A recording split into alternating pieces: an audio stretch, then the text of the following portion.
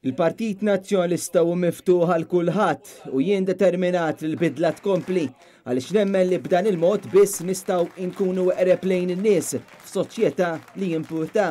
Jiena rrid immur kif għadd għand kull dar, għand kull familja Maltija u Awċija, irrespettivament u mhux nazzjonalisti, laboristi għax ma jinteressanix. Aħna qegħdin fil-politika biex inservu il-poplu Malti u Awċi kollu. Sostna dan il-kap tal-Partit Nazzjonalista Jidher Endelija f'Xarabank waqt intervista ma' Peppi Azzoppardi il-ġimgħa filgħaxija fuq l-Istazzjon Nazzjonali. Ma tkunx konvint illi qed tagħmel xi ħaġa jew dak li qed tagħmlu b'determinazzjoni, allora ma tasaqat. Il-moħħ tal-bniedem hekk jaħdem.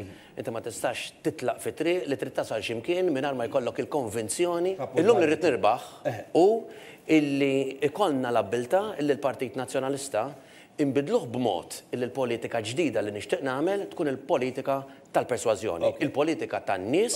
Jidher Endelija qal li l-bibien kollha tal-Partit Nazzjonalista huma miftuħa u li huwa se jibqa' jaħdem biex il-partit jibqa' fost in-nies. ċert, mhux naħseb illi dak kollu illi qegħdin nagħmlu ħajwassal illi n-nies jirrealizzaw illi hemm bżonn mhux biss il-bidla fil-Partit Nazzjonalista, imma bidla wkoll fil-mod kif jitmexxa il-pajjiż. Huwa qal li kull darba li jaraw il-Partit Nazzjonalista u lilu jmorru tajjeb fil-pols uħud mill-ġdid jippruvaw jitfgħu dell-ikraħ fuq ħidmietu.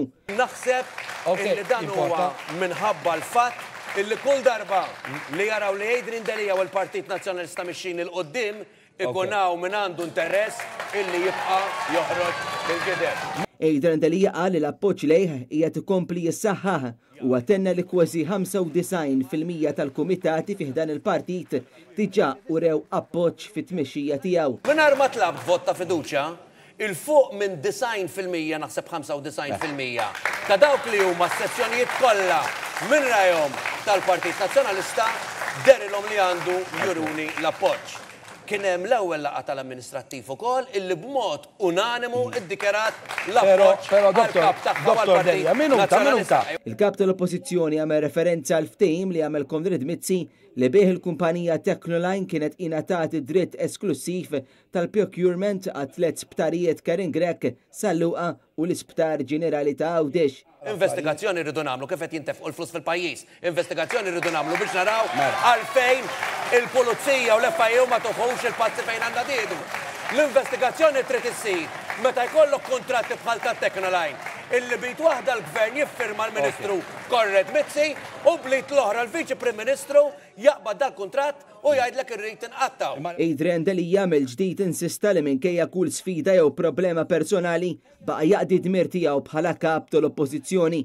U qal li t-tmexxija tal-partit qed taħdem biex tkun għas-servizz għall-pajjiż kollu u b'konvinzjoni il-Partit Nazzjonalista se jibqa' jkun il-vuċi tan-nies. Għandi l-konvinzjoni assoluta li dan l-eżerċizzju li qed isir fil-Partit Nazzjonalista ħajjaqqat il-Partit Nazzjonalista iktar minn qatt qabel, ħajġib lejn il-Partit Nazzjonalista nies li jarġaw jibdew jarfu lill-Partit Nazzjonalista. Il-Partit Nazzjonalista li mhuwiex biss qiegħed hemm għalih jew biex jirbaħ l-elezzjonijiet, imma li qiegħed hemm għas-servizz ta' pajjiżna fl-iktar mumenti diffiċli u meta pajjiżna l-iktar li għandu bżonnu. U lil dawn in-nies kelma waħda għandix ngħidilhom, kuraġġ, taqtawx qalbkom. James Aronellu għal Net News.